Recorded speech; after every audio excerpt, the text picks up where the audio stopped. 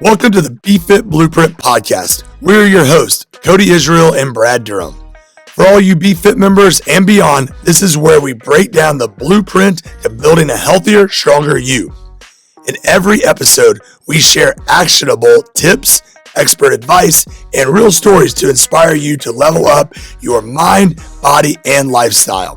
Whether you're just taking your first step or pushing for the next breakthrough, we've got the tools to get you there. What is up, BFit? Here with a little guest segment today. Joining us is our BFit Liftoff 2025 overall winner, John Sowards, member of the 5:30 usual class in the afternoons. Welcome, John. Howdy. How's it going? Oh, it's going. We just got a few questions for you today. Tell us a little bit more about yourself. Like, where are you from? Just a little bit about John. Where'd you grow up? What's your background? I grew up in St. Joseph. Most of the time spent in the South End. Didn't do anything really athletic this wise until I was a little older. Kind of got into wrestling into high school, and then into football, which that led me to college where I played up in Nebraska. Big time, Nebraska University. He is a Husker. Yes, go Big Red. Yes. Wow. So I spent a year there. You kind of find yourself in college athletics. You either love it or you can't. And it wasn't for me. So I stepped away from sports after that. I did a little track, and then it was just I kind of came home. 100-meter dash. Yeah. Oh yeah. No. I came back, and I didn't really do a whole lot there. I'd kind of get into some times where I would do some fitness here and there. Dabble. Yeah, but get a habit started, and then they're so easy to break. Yeah. And then I ended up here. So what do you do for a career right now? I am a analytical chemist. Sounds fancy. At CIA Lab. So essentially quality control testing for pharmaceuticals. Okay.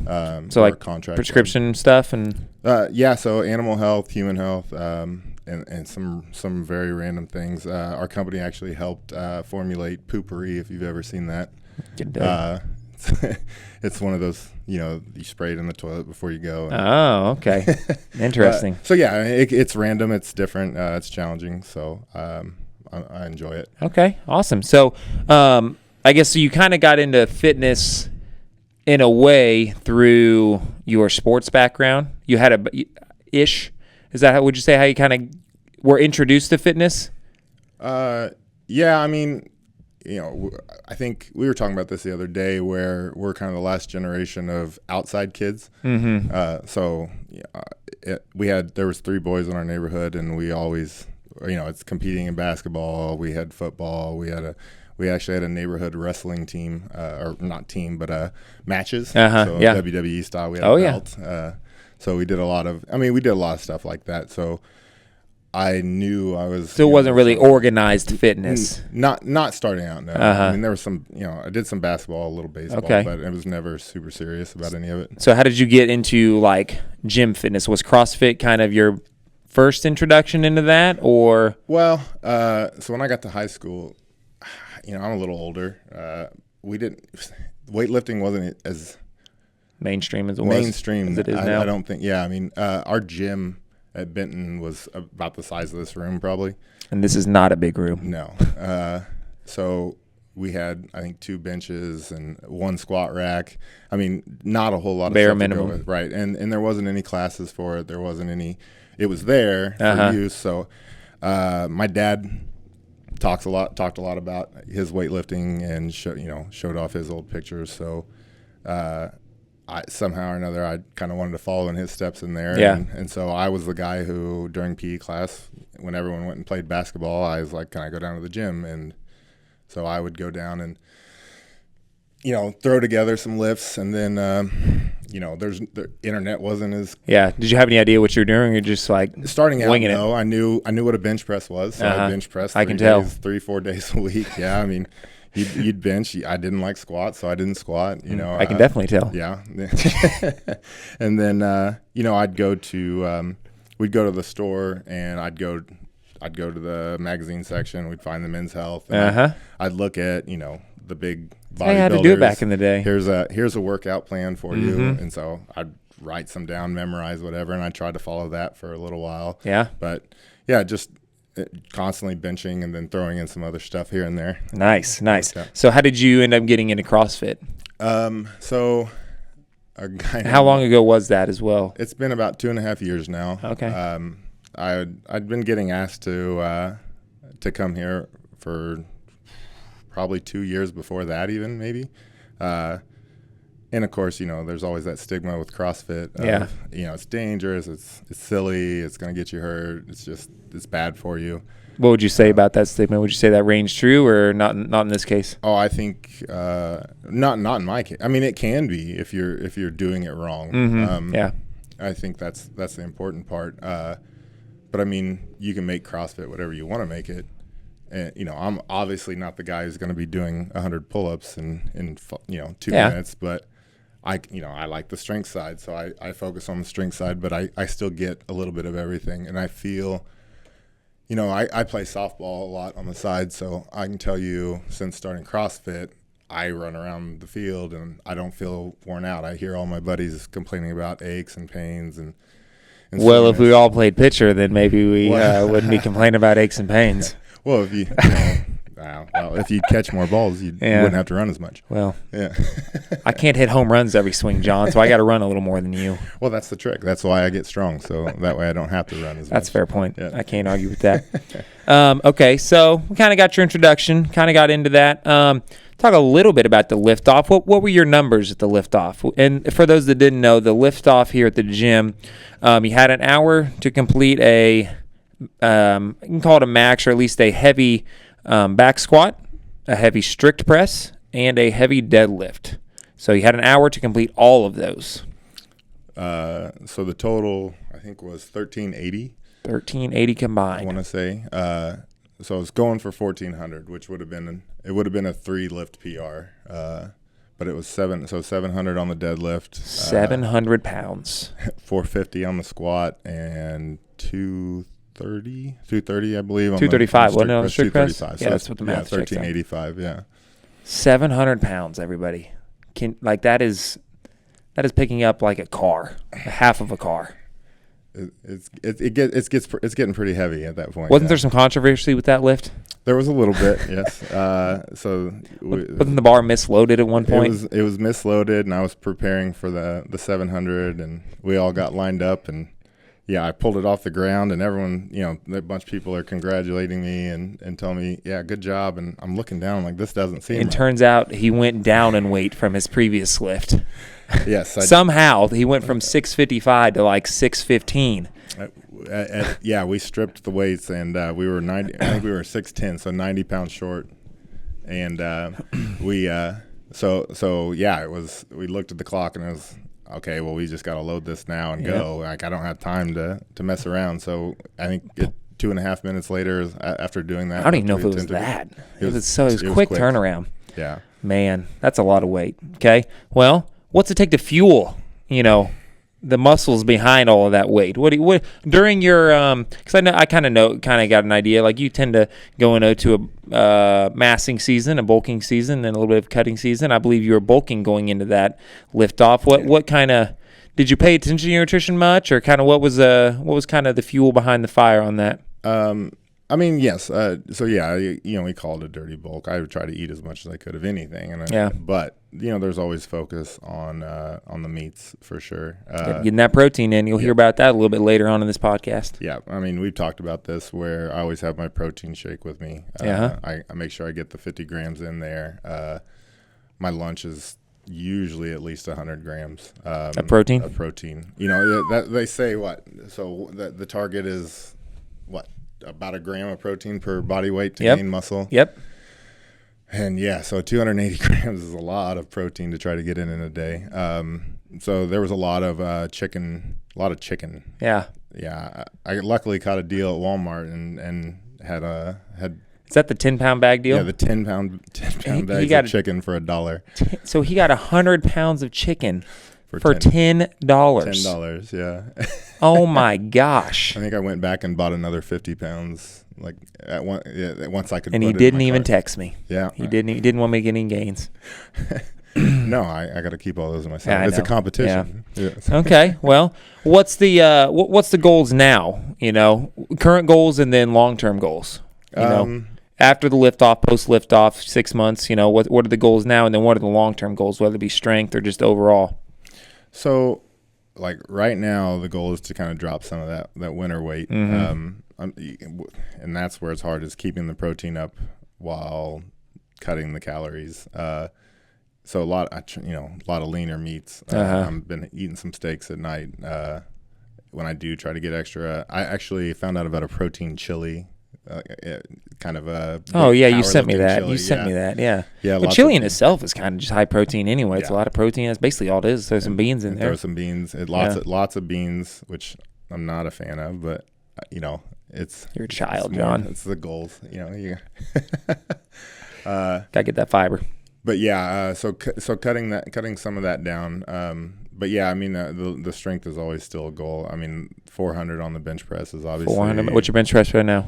Probably about 360, 350. Okay, we're in the middle of a bench press cycle, so you think you got it in you? Well, we'll find out if your high reps pay off. Well, you managed a PR in 2 of your 3 lists, and it should have been 3 of 3, but you made a big jump. I did. I PR'd I tried. Short time, and we got pressed for time on that one. That's true. Time constraints limit that, but I mean, I'd say that's pretty good. Yeah, you got the results to show. Oh yeah, I mean definitely. So yeah, 400 on there. Deadlift's always so weird because when I hit 600, I kind of told myself, I scared myself a couple times when I was even in the 500s on the max. You feel that kind of weight on you, and it felt like the ribs were crushing, and you're just like, man, 600, I'll hit that. That's where I'll be good, but then you hit it, and so then once I hit that 600, it's like, well, why not with 650? 650, and then it's like, well, you got to get the 7 plates. So John, in the past 2.5 years, his max deadlift has gone up over 200 pounds. For anybody trying to think about that, it was 450. That is insane. When I started, yeah, because I remember hitting 500, and I just barely got it, because I have deadlifted you that day. Yeah. That's my claim to fame. I out deadlifted John Sowards. I hit 495 and I miscounted and thought it was 500. So I had to come back. I had to wait. I sat here for 2 hours and then reloaded that bar up and did my 500 because I tried. I couldn't get it. Goodness. So yeah, I mean, I feel good. I don't, I honestly, staying with the deadlift, my back hurts less. Yeah. I mean, you're building that strength. You're building the muscles in your back. Right. So I mean, a lot of people get scared of the deadlift, I think. But I think that comes from a lot of ego lifting of, you're not prepared to lift that big weight. Mm-hmm. You just go in there and say, all right, let's see what I can max out. But, when we go in there and max out, we've built to 8 weeks, 12-week cycles of this stuff. Yep. So it's not like we've just gone in there and thrown 700 in a bar and said, try to lift it off the ground. Yeah. So yeah, I mean, I honestly, the heavier I've gotten on the deadlift, I think the less pain I felt. I don't feel any back discomfort ever anymore. Yeah. Even though people like to talk about it. What do you say to them haters that like to rag on your deadlift form, John? Tell them that you're warming up with their max weight. Warm up with your max, right? Yeah. So love it. Let's get them riled up. Anyway, that's about all I got from you today. I just want to thank you for coming in and talking about the liftoff, and just wanted to put a little spotlight on you being that top lifter. So we'll catch you around the gym. I appreciate it. Yep. Thank you. The BFit Blueprint is brought to you by Bratton Dental Company, where your smile is our priority. At Bratton Dental, we combine state-of-the-art technology with personalized care to give you the confidence you deserve. From routine cleanings to advanced cosmetic and restorative treatments, our expert team is here to help every step of the way. Ready to love your smile? Visit BrattonDentalCo.com today and schedule your appointment. Bratton Dental Company, bringing life to your smile. What is up, BFit? Welcome back to episode 5 of the BFit Blueprint. This will be the second installment of the 5 things you need to do every day. I'm your host for this episode, Cody Israel, and we have our nutrition coach, Cailie Stewart, on board with us again. Cailie? Happy to be back, Cody. Yep. How was your over the last month? How was your Easter? We had a little break here. It's been a minute since we've been on the podcast, so Easter was good. I went to my mother-in-law's house, and she had 32 people there. 30. Oh my gosh. 32 people. So we all had to kind of pitch in food-wise. Like I brought a turkey, and someone else brought a ham, and lots of side dishes, desserts. It was a major group effort. What is your favorite Easter food that someone brings or makes? My favorite Easter food, and this is a confession of a nutrition coach, are marshmallow peeps. Oh, peeps. Oh, man. I actually really love them. I didn't eat any this year, but I really love them. So every Easter, that's something I've always kind of thought about. And I remember being a kid and like peeling the Easter bunny, would put it in my basket, and I would peel the grass off the marshmallow peep, and I loved it. Oh man, our girls like peeps. I'm not a big fan of peeps. I like them. I don't know why. So as far as like homemade food, I would say dessert would have to be carrot cake. But as far as just classic Easter, I'd say yellow marshmallow peep. Man, Easter stuff. I mean, I'm good with like a nice Reese's egg or something like those that. Those are good too. But I eat those year round. Top tier packaged Easter candy. For Easter, it was kind of a rainy, gloomy day on Easter this year. It was kind of cold. We got up, we went to church. Well, the day before, we had a couple members get married at our gym, DJ and Cammie. Shout out to the Babineaus. So we had a wedding the night before. And then, Easter was a little gloomy day, but we got up, went to church, and then we went to my aunt's. No, we came home from church, and the girls found their Easter eggs. You know, I hid 56 of them throughout the house the day before. How fun. Yeah, because I knew it was going to rain, so I didn't want to get up and hide them that morning. So I hid them the day before, and they came home and found them. And they had a lot of fun doing that. And then we went to my aunt's for Easter lunch. Just hung out for a couple hours, and then came home and laid on the couch the rest of it in a little food coma. Watched Batman Begins. Yeah, I think Cody and I were at the same church service. It was really busy. It was packed. It was really busy there at Wellspring. Yeah, I will say, if anybody needs a gloomy day like movie, the Batman series is good. Phenomenal for that. It is just fantastic. And that's my go-to rainy day movie series to watch. Good to know. Yeah, if you like Batman, I guess, but who doesn't? I haven't watched a Batman movie in a while. Yeah, but how is Corinne doing? I know that's something probably the podcast doesn't know about your daughter. Yes, so my daughter Corinne is a junior at Missouri Western, nursing student, and she is on the soccer team there that went to nationals this year. And she tore her ACL this off-season spring, late February. So she spent her Easter on crutches, and she's been home recovering. And selfishly, not that I'm glad she at all tore her ACL, but I've loved having her home and being able to take care of her again. As she's my baby. She's my youngest baby. And I don't know, all of BFit knows that Cody's about to have his own baby girl here tomorrow, supposedly. When this comes out, she'll be probably almost a week old. Very exciting. Yep. Very exciting. So Life we're will never be the same. forward to it. Looking forward to it. So yeah, I guess I don't really know what to expect. I've been asked lots of times if I'm like nervous or anything, which I'm not super nervous. Like, I know it's going to be new. And for those that don't know, I have two, beautiful stepdaughters that are 6 and 8, and I've been in their lives for a couple years now. So I have a little experience with younger children. I just don't have any experience with the infant stage, and I know that's going to be a huge change. I don't really know what to expect. So I'm excited, but as of right now, everything's still the same. So I wouldn't say that I'm nervous to an extent, but I know things are going to be different. Yeah, they will be. I mean, I think when I had my first child, I didn't spend a lot of time babysitting or having a lot of younger kids around when I was growing up, so I really had no idea what to expect. So it was a big change. Yeah, I've never changed a diaper, so I hadn't either. Had to learn how to do that in the hospital. Yeah, looking forward to that. Yes, so awesome. Yeah, congratulations. So, thank you. Yeah, those members here at BFit, we'll be sure to bring her in so y'all can say hi to her. I'm sure she'd love to say hi. I don't think you'll have any problems with anyone wanting to hold her. Yeah. So that's just the little stuff that's been going on here lately with us. So hope everybody had a good Easter. We're going to continue on with our podcast series. The second and third things you should be doing every day. So number one, we talked about in the last podcast. If you haven't listened to it, go listen to it. It was talking everything about sleep. We thought that needed its own podcast because all of the benefits, and how important that is and how that affects basically everything in your life, so go listen to that if you haven't. The number 2 thing that we're going to talk about today, we're going to kick it off, is hitting your body weight in grams of protein. Yes. So actually the Greek word proteos, I'm not sure if I'm pronouncing that right, for protein means primary. So if that gives you any indication of how important protein is, there you have it.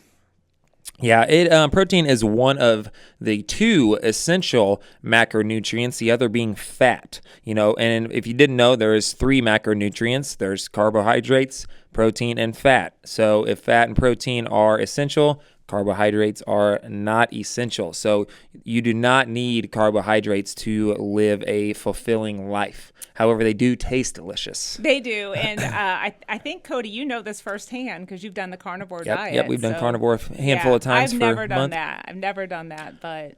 Yeah, so basically, carnivore is just basically eating protein and fat only, meat, cheese, dairy, stuff like that. And there are some benefits to it. I would never recommend it for someone as a way to lose weight, lose fat, or anything like that. It was a good change, but we did it for different purposes. But going back to protein, protein is the building blocks of the entire body.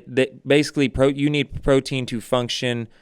You need protein for your body to essentially function properly and run smoothly for basically everything it does. Yeah, it's involved in countless processes: digestion, energy production, blood clotting, pH balance, transporting nutrients, balancing hormones, you name it. Protein plays a huge role in all these processes in our body. Yeah. Along with things she said, also with like your skin, hair, nails, yes. Getting enough protein. Certain types of protein especially are essential for those things in your body to thrive, grow, and be healthy. Yeah, without a doubt. And definitely supports muscle repair and growth, and it can really help preserve lean muscle mass along with all the other processes it does in the body. Yeah, so basically, when you go into the gym and you're hitting it pretty hard, you're lifting heavy, and you go home, basically, for ease of understanding, give an example. So if you go home, you don't have any protein, you wake up the next day, if you hit it pretty hard, you're going to be very sore. You're going to be very sore. Yeah, it's good for recovery. Versus if you went home and you got adequate protein, you're going to be less sore the next day and be able to get back to the gym sooner because that protein helped speed up the recovery, helped your body adapt quicker, helped your body build more muscle faster, and helps you get back in the gym that much sooner. Yes, definitely, without a doubt. Go ahead. The only thing I was going to have is I think people get the misconception of that you're building muscle in the gym versus, so they think you go to the gym and that's where you're building the muscle, whereas you're actually building the muscle outside of the gym. In the gym, you're sending the signal to build muscle, but if you're not feeding yourself properly and giving yourself adequate nutrients, getting enough recovery and rest, then your body's not going to be building the muscle and adapting and growing stronger. I was just going to say, circling back to sleep. So protein and sleep are huge for building muscle. Yeah. So along with, the muscle gain, the recovery we talked about, when it comes to that, like, people in the fitness realm tend to talk about muscle protein synthesis, and that's just basically the amount of protein, if I'm thinking correctly, the amount of protein in the system. In your system, essentially, like in your blood, right? Yeah, as I understand it, yeah. And so having adequate amounts of protein is going to just help all of those processes with the muscle gain, with the muscle recovery, all of those things. So being sure to have enough protein throughout the day is going to make sure all of those systems run properly. Yeah, I think you could almost make the case that protein is a performance-enhancing macronutrient. Yes, for sure. Yeah. For sure. And this is something that needs to be hit every day. Like, I would say it's not this isn't something that like one day you can have for a 150-pound person have like 250 grams, and then the next day you have 50 grams, and you're kind of all over the place. I would say I would recommend this be something that is very steady as an average throughout every day of the week. I agree, Cody. I think it's different in that aspect than calories, because I feel like calories is more over, you think about, a long span, but protein, we benefit from our intake of protein every meal. Yeah. Every time we eat it, balance out throughout the day. Because with calories, our bodies, obviously they are very good at adapting to it. That kind of is an average, but the protein doesn't work in the same way because it's acting in a different way of like repairing and recovering, and it's more dependable, or your muscles are more dependable on the protein versus the calories. Correct. The calories affect your, this is a broad sense, but your calories are essentially affecting your body weight more so versus your muscle mass, if that makes sense. Yeah, I would agree with that. Another benefit of the protein, and kind of along the same lines, during like eating it, be like within your meals, eating your protein first within your meals. One, that's going to ensure you get your protein in, because we've all been there where we have a big meal and we eat, say we have a steak and potatoes and some vegetables, and we eat the potatoes and stuff first, and we get around to the steak and we're not able to finish it. Okay, right there, you're going to miss out on essential protein that is going to be hard to make up if you miss, a meal or miss it early on in the day. And eating that protein first really anchors your blood sugar. So if you think about your blood sugar spiking and tanking, if you eat that protein before you eat your carbohydrate or fat source, it's really going to act as an anchor for your blood sugar and keep you more satisfied on, because the protein is very satisfying and satiating, so you're going to be less likely to be hungry in an hour if you eat all that protein source first. Yeah, and along with not being hungry, like keeping your blood sugar in, to like a steady state, not having these spikes and drops, like that's just going to keep your energy levels much more steady throughout the day. Yeah, definitely. Appetite control, mood, energy levels, everything. So you might not find that if you're eating correctly, you really shouldn't have an afternoon dip and lull. And I actually work with clients a lot on this, telling me that they have these kind of afternoon crashes and things like that. And I think we've been working with clients long enough to know that the benefits, not only in their muscle recovery and performance, but just their energy level, mood, appetite, everything. Yep. Because, when that happens, and, kind of everything's all connected here. And I think we maybe talked about this either last podcast or 2 podcasts ago, you get that energy dip, midday, 2 or 3 o'clock. A lot of people are going to opt for a caffeinated drink there, whether it's another cup of coffee or an energy drink. They're going to have that late in the day caffeine, which, caffeine has a half-life of 8 hours, so it's still in your system 8 hours later.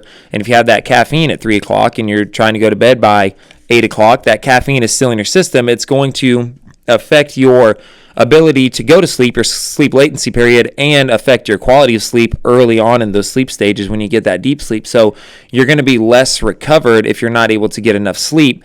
And this is why I was saying, like, everything's kind of connected. So eating your protein first in a meal can help control your blood sugar, which can help control your energy levels, which can help control your caffeine intake, which can help control how much sleep you get throughout the night. And your appetite, it is all connected. So if you're eating in a balanced way, you shouldn't eat a lot of snacks either. Yeah, correct. So I tell my clients, I said, if you're going to have a snack, make sure whatever you have has protein with it. Yeah, there's a podcast I listen to called Mind Pump, and one of the hosts on there, Adam, he kind of talks about it, and he calls it complete meals and incomplete meals. Yeah. We want to shoot to have all complete meals. Correct. Yeah. Because if you're having just a snack, that's an incomplete meal, and you're going to be hungry shortly thereafter. So, maybe try a method to avoid snacking is just eat a full meal during that period, and that's going to keep you fuller longer, and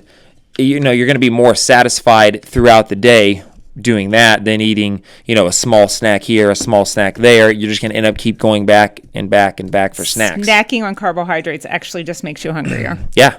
Well, and a lot of that comes down to that blood sugar rise that we were just talking about with the protein that protein helps negate. It rises and then it crashes, and then you're searching for energy, so you want more carbohydrates, and then it's a vicious cycle that happens again. And in a couple episodes ago, I think it was maybe episode 2 or 3, I don't remember which one, we were talking about visceral fat, but increased protein consumption can lead to lower levels of liver fat. So lower levels of fat in your liver, which can be like non-alcoholic fatty liver disease, which can indicate what we talked about before, that visceral fat, and circulating triglycerides. So triglyceride levels can go down.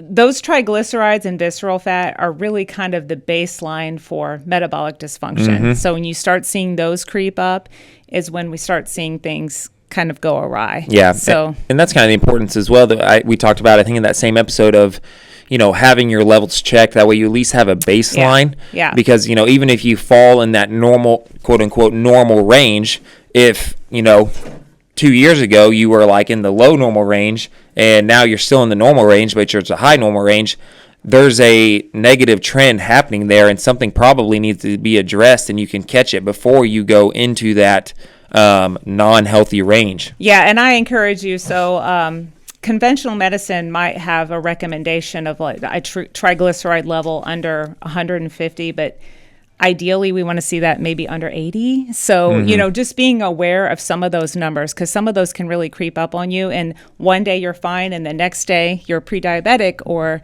at risk for heart disease. So lean, we might add, when we talk about protein, lean protein ideally most of the time, because protein sources like, high fat steaks and things like that, they can add a lot of calories, they can, yeah. You have to kind of just be mindful of the type of protein you're eating. Yeah, well, yeah, and just mindful of your overall intake, because, if you have a ribeye for dinner, that's fine, assuming you didn't eat 4,000, 5,000, 6,000 calories already in that day. Just overall caloric control, I would say, is the key to a lot of things, along with getting the amount of protein that is required, that we're recommending you get. The BFit Blueprint is sponsored by Precision Metalworks. Attention, makers, creators, and doers. When precision is key, you need a partner you can trust. That's where Precision Metalworks comes in.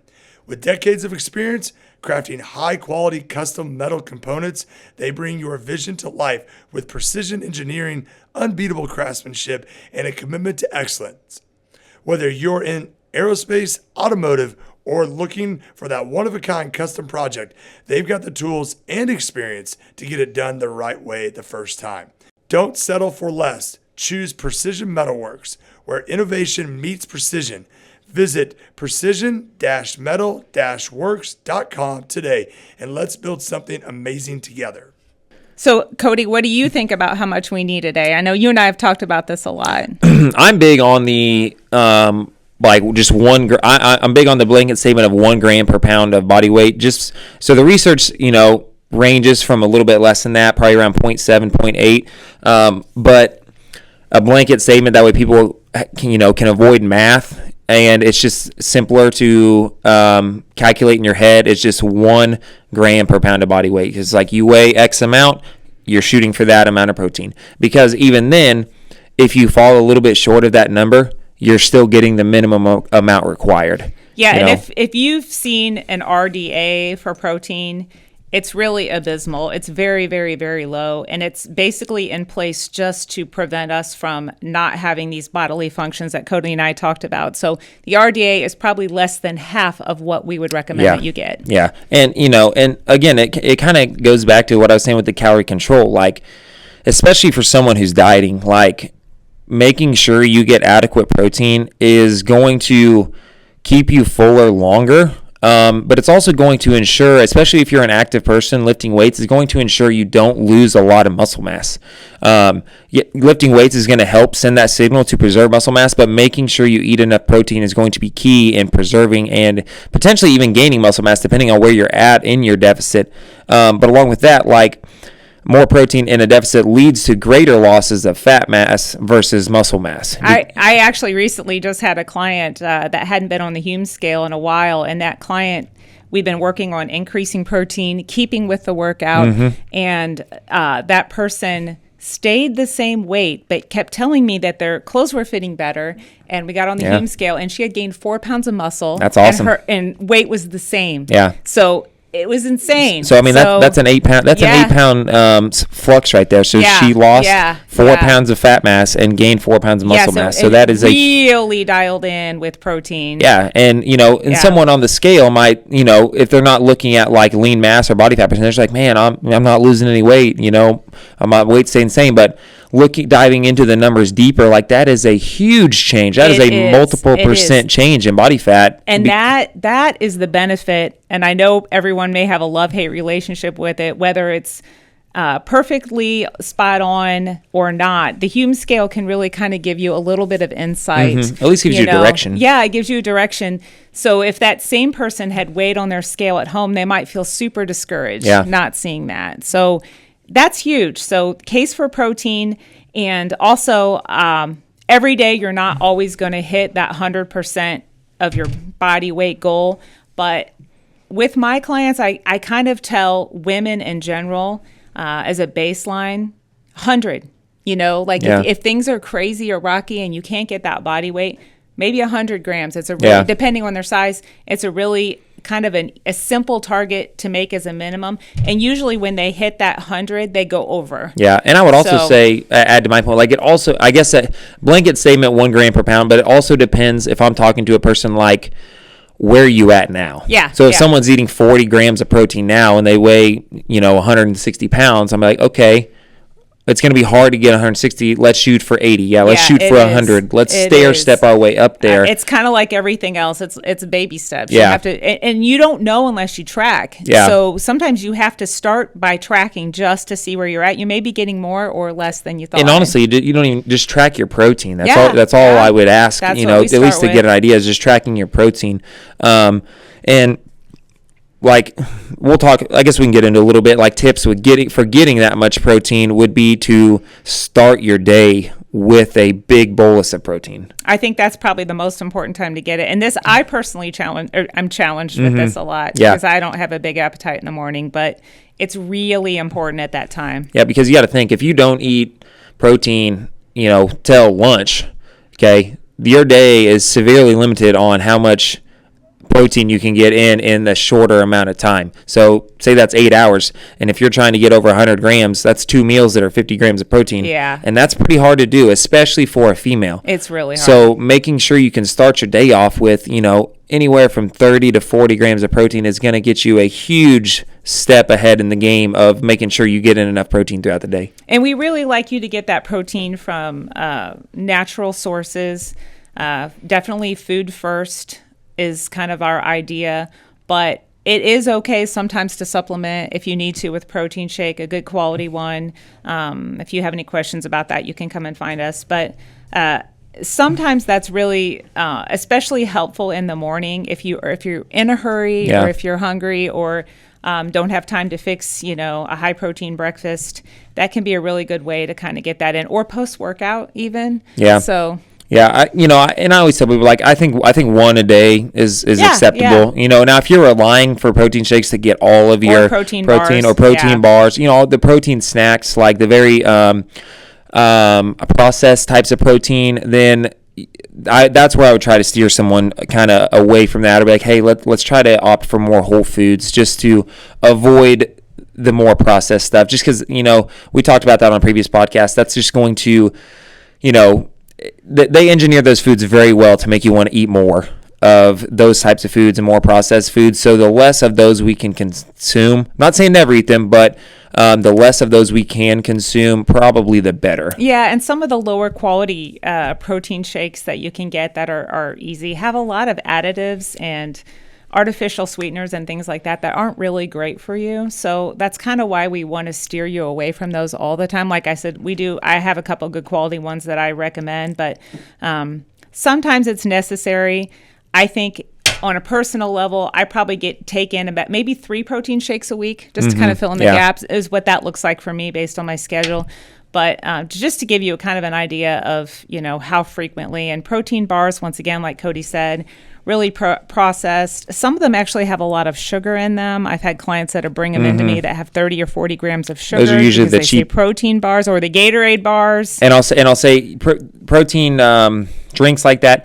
You're kind of paying for you're gonna get what you pay for. So if you pay super cheap for a protein shake, you're probably not getting very high quality protein, or it's loaded with fillers and stuff. Yeah. If you're gonna go down the protein route, I would probably buy a higher quality, more expensive protein. Yeah, look for something that maybe is made with grass-fed whey or sweetened with stevia or monk fruit versus sucralose or aspartame. Those are just kind of the things I suggest. And ones that are also third-party tested. Yes, definitely. So, because there's a third party that will test them to see if what is listed is actually what's in them. So those are good ones to look for high-quality proteins. Yeah.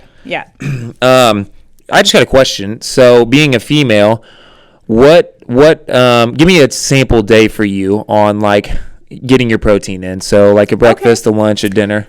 What breakfast might look like for me? This is on a good day, mind you. Maybe 3 eggs, a piece of I get nitrate-free chicken sausage or turkey sausage, and I usually put vegetables in those eggs. I might have a piece of fruit or berries, and then for lunch, I usually have whatever leftover meat I had the night before. So if I made chicken fajitas or taco meat or something like that, I usually throw that on a salad with more vegetables and fruit. And I usually measure it. So for example, half a cup of taco meat might be 20 grams of protein. So I might 2 of those, or maybe 1.5, that would be 30 grams. Usually add every meal I try to have a fruit or vegetable. My 20 to 30 grams of protein is what I try to shoot for 30. It's hard. Yeah. And then dinner might look a lot like lunch, whereas it's a piece of meat, maybe sweet potatoes, more vegetables. But I usually have some sort of animal protein most of the time for every meal. And then I sprinkle in beans, almonds, nuts like that for extra protein sources. Yeah, nice. Yeah. I just wanted to give an idea for some females. Maybe, I know that's tough. Yeah, maybe a hamburger. Grilled chicken. I love chicken thighs, and I eat those leftover, usually thrown with vegetables. And I love sweet potatoes. Quinoa. Quinoa is a little bit, it's kind of one of my favorite carbohydrate sources because it actually has protein in it. Yeah, and I think it's a little bit less likely to spike blood sugar than rice. But if you do a protein, then sweet. True, it does balance. But sweet potatoes are good too. But yeah, that's kind of how I do it. Breakfast is probably definitely the hardest meal for me. So sometimes I do have that protein shake, and if the protein shake is only 20, I think the one I take is 25 grams. I might have a half a cup of cottage cheese with that just to kind of make sure I hit that 30. Yeah, nice. Yeah, but that's kind of how I do it. Yeah, might look a little bit different from everybody. But the one thing about having that protein is, like I said, having leftovers is being mindful all the time. It's kind of almost like a part-time job in a sense to think about this protein. It really is. It is. But it's like anything, though. If you it becomes a habit. Yeah, if you are conscious about it enough, it eventually becomes an unconscious thing habit, you do. Yeah, it becomes the standard. So when you're first establishing this protein first kind of idea, it can be kind of overwhelming. But once you get used to doing it and get a system in play, it becomes a standard. Yep. So then every meal you're like, even when you go out to eat, what's my protein? What's my protein? So you just start thinking about that. But you do have to be a little organized and having that prepared and planned, and always making extra at dinner, and if you have a big family, sometimes that's hard to do because my family will eat it all. Yeah. So there's none left over. But just having a plan in place to have that protein available. Yep, for sure. I guess so. We kind of talked about that. What do you think? We can kind of talk about some of the best protein sources we would recommend for people. We kind of already talked about animal proteins and beef, chicken, pork. fish. Yeah. And whey protein. Yeah, and I'm going in. I would agree with Cailie, like the fattier ones, maybe less of. Like I know everybody loves bacon, but every now and again it's okay. Same with ribeyes.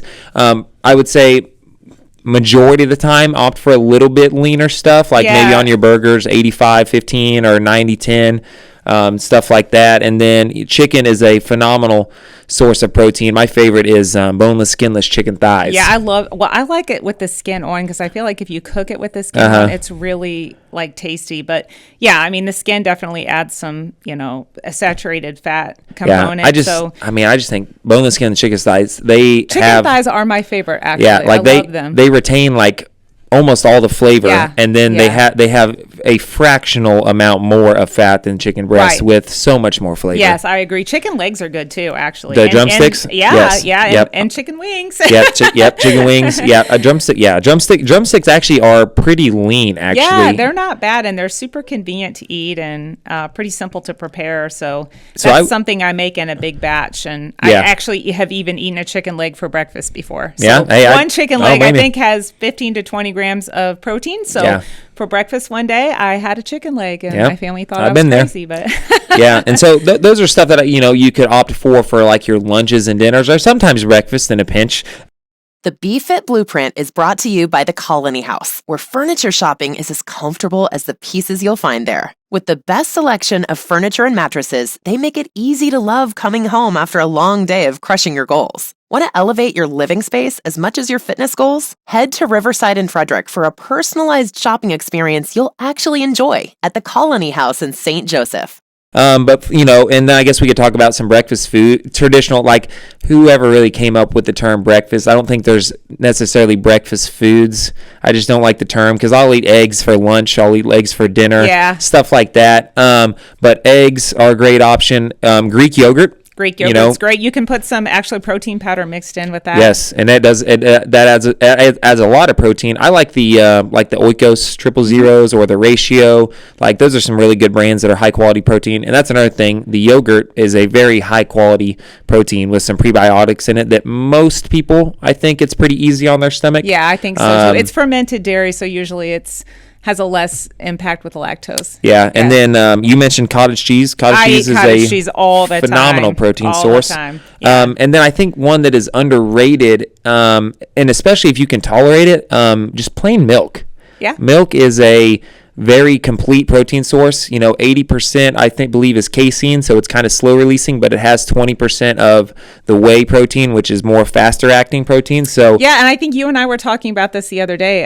The Fairlife milk actually has even more protein. I think 13 grams per cup. So if you think about adding that with a scoop of protein powder, you got your 40 grams right there nearly. But the Fairlife chocolate milk is my go-to post-dinner. I'm gonna have to try that. Post-dinner, snack, I guess, because it's sweet and it's like filling still, and it just holds me over. I don't know. It's also very good post-workout. It is. Chocolate milk is a favorite. It is a phenomenal post-workout. When I used to do distance events, I would bring my own chocolate milk because I really wanted it after that. 8-mile run or whatever it was. And then you can even get into, I know we talked about eggs, but you can cook eggs so many different ways. You can hard boil them, you can scramble them, you can make them on a sandwich. They're so versatile that you could use them. Salad, deviled eggs. Yeah, like my wife Jade, she has these silicone molds. She'll mix the eggs all together and then bake them in the oven, and they almost make like buns, like they're bun shape. Yeah. And so those sandwich are I use them as like sandwich buns for like a breakfast sandwich. So I use a breakfast sausage and then cheese and then egg, and it's just all protein fat. Actually sold those like that were frozen. Oh, really? The bun was egg. Maybe that's where she got the idea. But yeah, she makes those, and I eat those at least 3 or 4 out of the 5 weekdays. So. Yeah, and if you're looking, if you want to eat eggs and you're looking to kind of keep your fat intake low, your saturated fat, you can add some egg white. Yeah. So you can get a carton of egg white if you want, or use your egg whites. That'll keep the fat content a little bit down and keep the protein high if that's something you're worried about. Yeah. But I think an egg is super nutritious, and I really would not worry about I would say what what the egg white lacks in flavor does not make up for. No, I actually think that they've come out now and said that eggs are okay. I remember back when I was a kid, you had to limit it to 2 eggs a week. The low fat, the cholesterol, scared of cholesterol fat. Yeah. So those are, I think, some good ideas, and there's plenty more protein options out there, and those are all kind of the meat-based ones. There's a lot of like non-meat-based ones, like even certain vegetables like peas. Those are a very good source of it. Beans, stuff like quinoa, edamame, tofu. You just got to be careful eating too much of those because they are more calorie dense. Yeah, and a lot of carbohydrates as well. Yeah, you have to. So to get the same amount of protein, like beans, for example, to get the same amount of protein as like 4 ounces of chicken breast or chicken thighs, for example, you're going to have to eat a lot more calories just because there's more than just protein in them. There's there's a lot more carbohydrates in them as well. Those things are also really high in fiber. So when you're adding the fiber content to the protein, it can be very hard to eat. You may not digest as much of it either. So you talk about having a part-time job. If you are vegan, you have to be really intentional to hit that protein goal. As far as it can be done, but you really have to mix and match those because vegan proteins to get all the essential amino acids. That's what I was going to touch on, because if you are vegan, like a lot of those foods do have protein in them, but they are not complete sources of protein. So like what Cailie was saying, you'll have to mix and match, like maybe beans with peas, beans and rice. Beans and rice to get all of the proteins that are essential for your body to do all the things we have touched on. Yeah, so that's the thing. Animal sources have all 9 essential amino acids. I think there's a few vegan sources that do, but you kind of have to be a little bit of a detective to know how to get all those. So it can be done, but it takes a little bit more work. And a question I get a lot, Cody, all the time, actually, I wanted to touch on really quick, is collagen.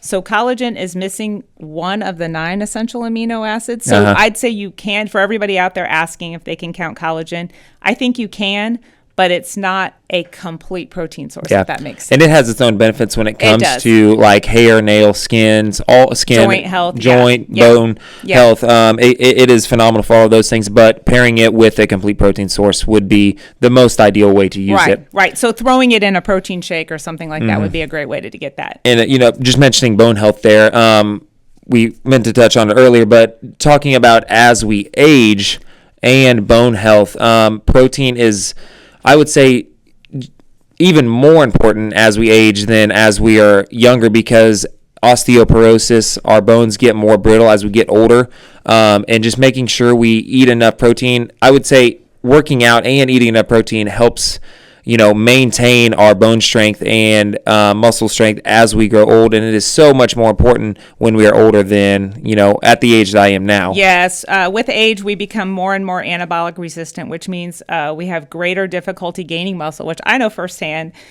So we have to really keep track of your lean mass. Once again, that's why the human scales can be helpful. I use it a lot just to keep track, make sure I'm not losing lean mass. And strength training, along with really being intentional, especially, I would say, if you're 40 and up, this is super, super important with protein, because actually we become less efficient at absorbing it as well, which increases the need even more. So just make sure as you age that you really make it a priority. I'm always talking to my mom about, getting more protein in, and she always she's funny with that. But it can really help prevent sarcopenia, which is a loss of muscle mass. So stay in the gym, work out. Protein forward thinking can really help prevent all this muscle loss. Well, I think we hit number 2 on the things you should do every day. Moving on to number 3 is 7 to 10,000 steps per day.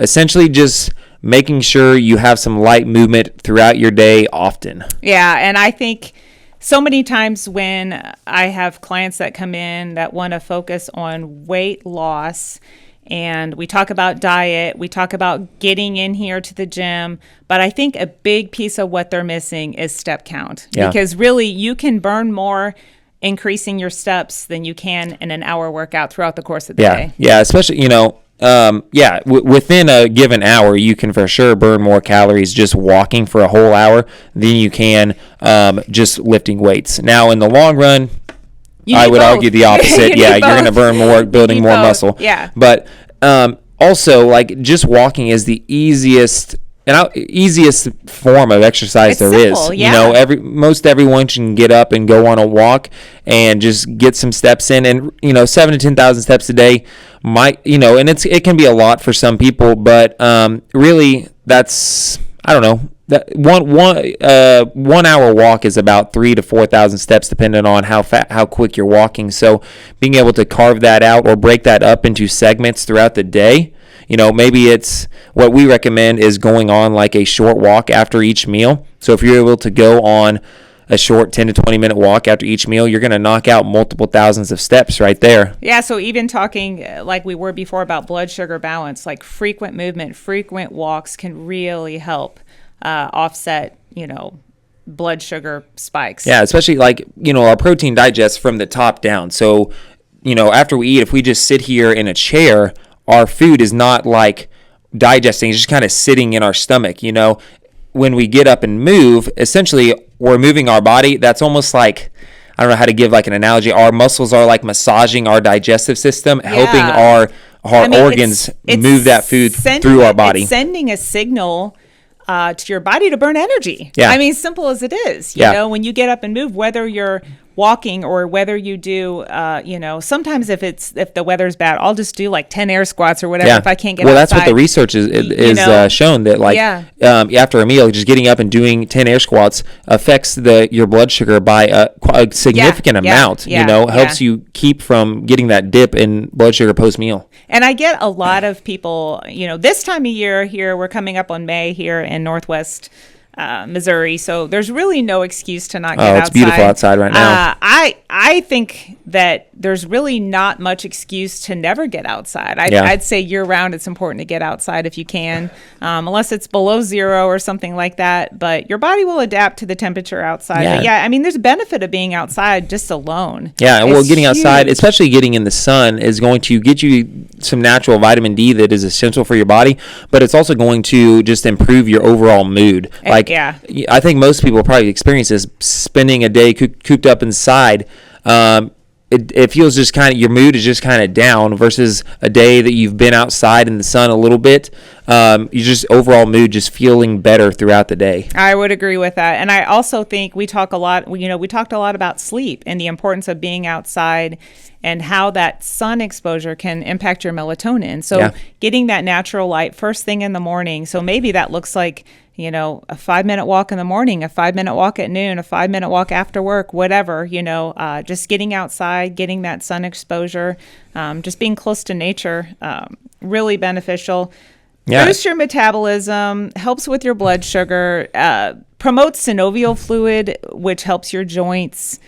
Most people are in a condition to walk. So even if you have, there's occasionally people have knee problems or injuries or things like that, but most of us are fit enough to walk. Well, even then, like, especially, and even like something when people who have back issues, like disc issues and stuff, like getting up and walking, helping promote blood flow, like that is one of the number one ways to promote recovery, is to get more blood flow to the tissues, the joints and tendons and stuff like that.